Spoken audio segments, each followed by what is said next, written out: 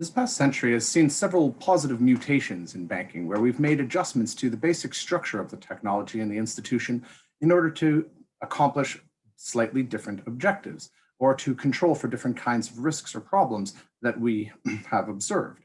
In particular, a lot of our innovations have been related to the use of computers. You'll recognize that the 20th century brought to us credit cards, automated teller machines, telephone and PC banking, electronic cash counting within banks, computerized records, and digital forms of identification. All of these have drastically improved the economics of banking, making it easier for us to deliver this type of service to clients who would otherwise deemed to be unbankable much earlier in human history. And so there are four major improvements in this area that I'd like to take the time to discuss. The first of these has to do with banks assessing the relative risk of one another. And in this, we turn to an institution that was created in the aftermath of world wars called the Bank for International Settlements.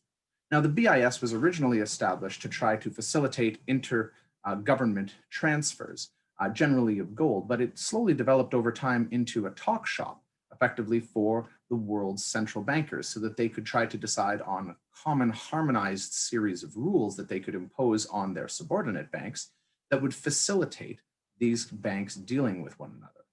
So in a world where we've moved towards having substantial global integration, it's become very important for us to integrate the risk metrics we use so that banks can understand how risky their counterparties in other countries are. So this got started with what we call the Basel Capital Accords back in 1998. The idea was to systematically try to find ways to address the riskiness of a bank's portfolio and to ensure that banks were properly capitalized in order to prevent their collapse. So in the very first round of Basel Accords, what we tried to do was recognize that reserve requirements were very good for addressing liquidity risks, i.e. there was always some money laying around to cash people out, but setting a fixed percentage of deposits as the buffer turned out not to really address the riskiness of a portfolio. If you're required to hold 10% of your deposits in reserve, but have lent out all of your money to a relatively risk-free government, then it seems unusual that you could have the same capital buffer as someone who borrowed money, left 10% of it in reserve, and then proceeded to lend the rest of it out to less than investment quality or junk grade borrowers or subprime mortgages. Clearly, the riskier portfolio should be holding more security, and this is what Basel I attempted to recognize. Now, it did take a while for us to roll out this first batch of regulations, so we didn't see Basel II, the second round of these accords, until 2004. And at this point, we started to recognize that we needed to fine-tune the risk weights that had been introduced in Basel I, as well as introducing a couple of other classes of risk to which banks were exposed, but weren't properly captured through simply looking at default risk. And this is considering risks of operations and risks to the market. In other words, the possibility of errors or fraud within the bank itself unrelated to a default or to large macroeconomic trends that, again, were unrelated to the bank's default assessment. And of course, these new risks were incorporated into calculations for how much of a buffer banks needed to retain. Finally, we moved on to Basel III a decade later in 2012, which increased many of these risk weights, tightened up the definition of what constituted capital, so what could be used as loss-absorbing money, and introduced a maximum ratio between loans and capital, effectively trying to capture the idea that no matter how risk-free we thought a particular investment was, that those models may in fact have limits themselves. And so we put a hard cap of generally 30 times your total amount of capital would be your maximum amount of loans. Now, in addition to this, there's what they call Basel 3.5, or the further extensions of Basel III, which some people have hinted at as being an equivalent of Basel IV. And this came down to recognizing that systematically important banks, those that had global operations, in fact required more capital than simply local outfits did. And we're expecting that the final rollouts of the final Basel provisions should be fully adopted in the countries who are compliant with it by 2023, after which presumably we'll get on to the messy task of refining our capital accords even further. Nonetheless, this type of evolution has really made it a lot easier to engage in international trade. Because when I want to trade across borders, it requires my bank to deal with a bank in another country. And if they can't understand the risks that they face in terms of payment default, then the costs of international trade rise substantially. And so the introduction of the Basel Capital Accords helped to reduce perceptions of risk and put international banks on common footing that made it a lot easier to assess each other. Another major development we saw over the course of the 20th century was the notion of a non-bank lender.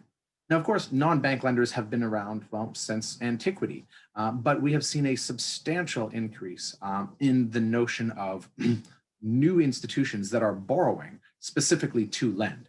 In other words, they're replicating the intermediation function of a bank, but legally speaking, they're not banks. One of the very common examples of what we call shadow banking would be money market mutual funds.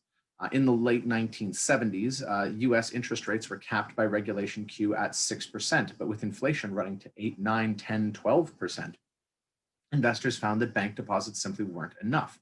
And so they actually pulled their money out of banks and invested it into these money market mutual funds that earned a competitive, uncapped market rate. And of course, this money was then used to finance things like working capital loans that otherwise would have been used or provided by banks to corporations. So we've seen a substantial change here where there are literally other firms engaging in banking, which are not, strictly speaking, banks themselves.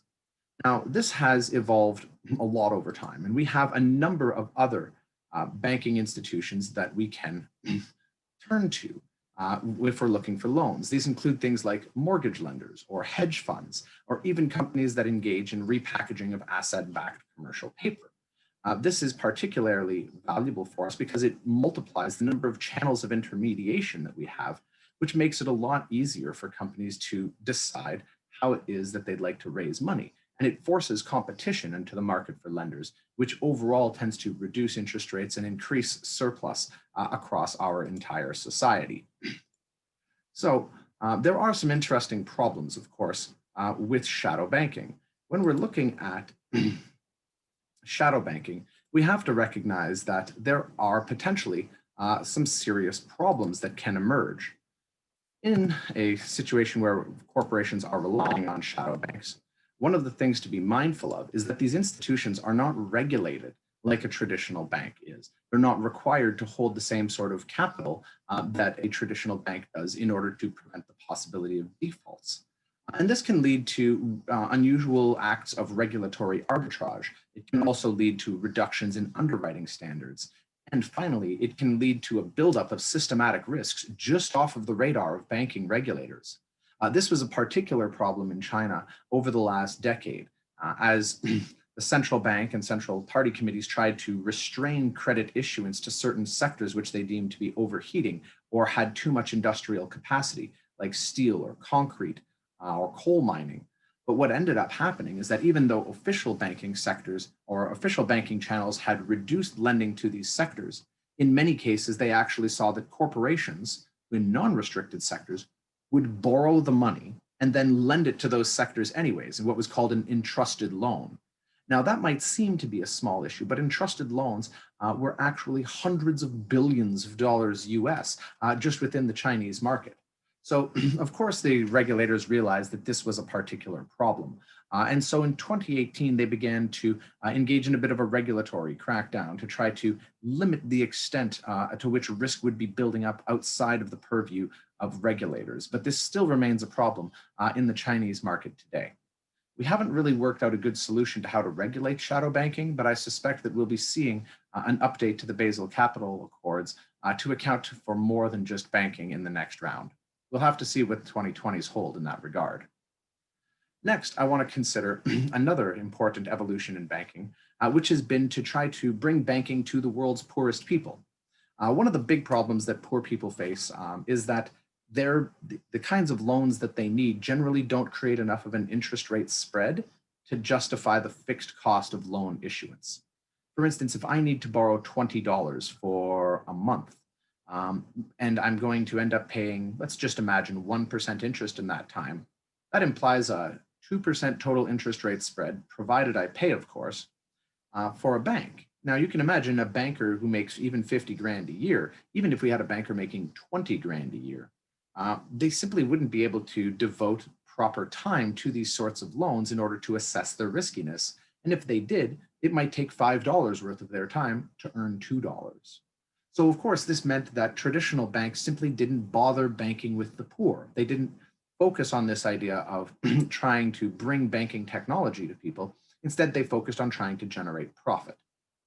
So an interesting shift happened in terms of what a bank's objective was in 1983 with the introduction of Grameen Bank. Muhammad Yunus, who you can see on the slide, founded the bank at that time to try to provide for development loans to the extremely poor in his home country of Bangladesh. He made his first experimental loan back in 1976 before formally setting up Grameen, where he lent $26 to a group of 42 women so that they could buy collectively materials for basket and stool making.